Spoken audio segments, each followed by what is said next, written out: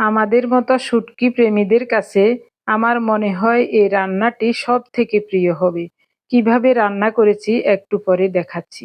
আগে রান্নাটা দেখুন, কত লোভনীয় লাগছে, কত সুন্দর লাগছে দেখতে। ঘন্টা খানেক আগে এরকম 6টা শুটকি ভালোভাবে কেটে ধুয়ে পরিষ্কার করে ভিজিয়ে রেখেছিলাম। কুচিয়ে নিয়েছি পেঁয়াজ আর রসুন। এখন শুটকিগুলো পরিষ্কার করে ধুয়ে পাটার উপর নিলাম। শেষে একটু থেতো করে নেব। খুব সুন্দর মতো থেতো করা হয়ে গেছে, উঠিয়ে নিচ্ছি। এই পাটায় বেটে নেব পেঁয়াজ আর রসুন। মাঝারি সাইজের একটা রসুন আর এখানে 3টা পেঁয়াজ নিয়েছি, এক বাটা দিয়ে নেব।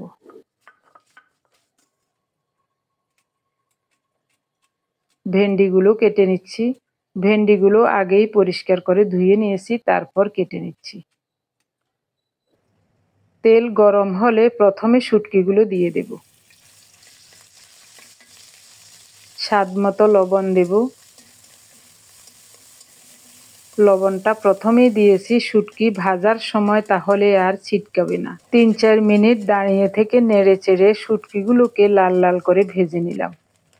দিয়ে দেব বেটে রাখা পেঁয়াজ রসুন। শুটকির সাথে পেঁয়াজ রসুন কিছুক্ষণ কষিয়ে নিলাম।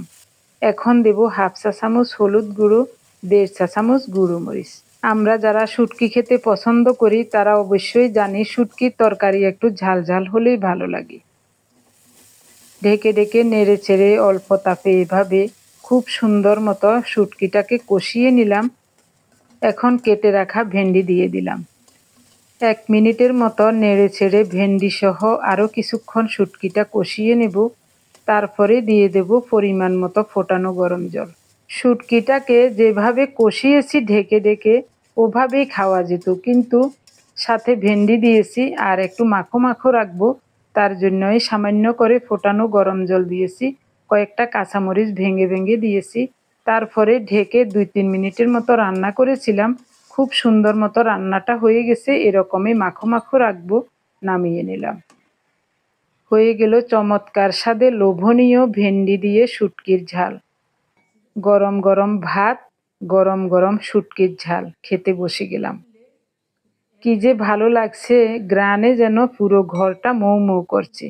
আমরা যারা শুটকি পছন্দ করি আমরাই বলতে পারবো এভাবে শুটকি রান্না করলে কতটা চমৎকার হতে পারে। রেসিপিটি ভালো লাগলে চ্যানেলটি সাবস্ক্রাইব করে, পেজটি ফলো, লাইক, শেয়ার করে আমাদের সাথে থাকার অনুরোধ রইল। ধন্যবাদ।